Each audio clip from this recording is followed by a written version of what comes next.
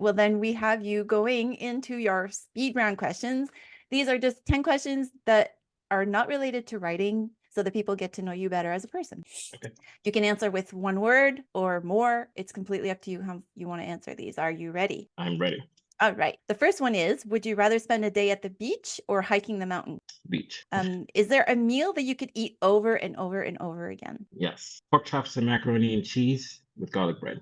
Yeah, I'm there with you. Still haven't had breakfast yet. I'm hungry. I'll tell you this. My mother, when I was in, my family was living together, my mother would make that, and it was my favorite meal. And then she knew it was my favorite meal, so she would make it on my birthday every year. And because it was like so special that my mother made it, I refused. I'm a pretty good cook, but I would refuse to make that meal myself. I never made pork chop. But then I became a probie in the firehouse, and the probies are usually the ones who do the most cooking, and they love pork chops. And I was like, darn it, now I can make it now. It's not going to be as special anymore. But I still love it.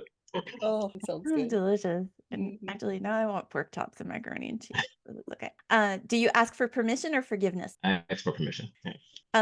That probably comes from your training. That's what I'm thinking. I don't know. Or I is feel that- like firefighters probably ask for forgiveness. I feel like firefighters probably do, and then feel justified, and then if it's wrong, they'll ask for forgiveness. I think it comes more from my upbringing than from my training. Gotcha. And that's good. Good on your mother for doing that. If you and you alone had an extra hour each day, what would you do with it? I would read. Great answer. Can you imagine you're all alone in the world with an extra hour and you get to read? Nobody's going to talk to you. You said, would you rather be on the beach or hiking? And I immediately saw myself on the beach with, you know, how when you're on the beach, like everything sounds far away, but you hear everything. That noise, that's my background with a book, is like an amazing feeling. Yeah. Yeah, you've put me there right there. Absolutely. Would you tell somebody they have something stuck in their teeth? Yes. Good. Good for you. We need people like you in the world. Yeah, and I feel like awkwardness is too much of a made concept. Like there's no reason for it. Yeah. There's no reason that you should be embarrassed because I'm not uncomfortable seeing it. It's so true. And it's weird that like the one person that should be telling the other person that they have something is the one embarrassed for that person when that person doesn't even know that, whatever. You know what I mean? My uncle, I don't know, I was about to say my father's brother, but my uncle said to me once when I was very young, which is such a weird, random piece of advice, but it was great. He said, never blow your nose if there's not a mirror around. Good. I like it. And that shouldn't be advice. It's only advice because people wouldn't tell me that there was something in my nose. That's so true. But I like it. Sure. You should put that in your book. That would be really funny. I will put it in the book. Yeah. If you could pick a friend from all the superheroes, which one would it be? Captain America. Smart man. Yeah, he just seems very like noble and honest and genuine. Yes, I agree. Out of all the superheroes, he's the least full of himself, you know. Right, least arrogant. Yep. I agree. Which animal do you think would turn out to be the smartest if we could understand them? Cat. So true. You know, a good friend of mine, Jonathan, he has cats, and my family loves dogs. And I was like, why don't you get a dog? Like, you can do so much more with dogs.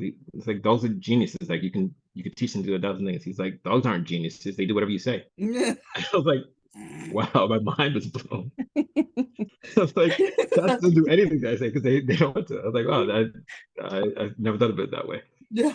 So You true. kind of tell by the look on their face when you tell them to do something. They understand. It's like, no, I'm not going to.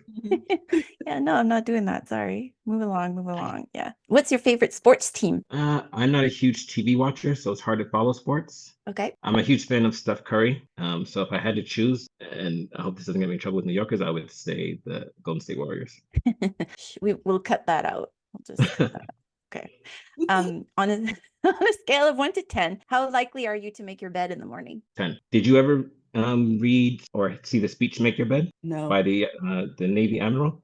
I'm telling you guys, it'll change your life. All joking aside, it's like maybe it was the commencement speech, and then they made it was so well received and it went viral that they made it into a book. He was a Navy SEAL, so he was giving the commencement speech at his old college, and he was saying he was giving them 10 pieces of advice, and he was basing it on his training as a Navy SEAL. So the first piece of advice is always make your bed, because 1 is creates discipline, and then 2, you come home to a made bed. I won't tell you the other 9, but if you have 15 minutes, watch it. I guarantee you'll thank me. Okay. Well, I am going to go listen to. I just have a problem making my bed because I know that in like 12 hours it's just going to be messy again, and I just, Not So even I live by 12. myself.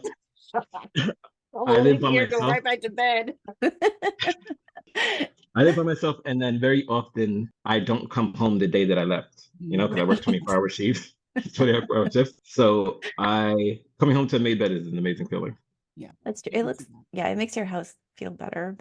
And the last question is, do you know a magic trick? I do not. So if you were 4 years old, I might.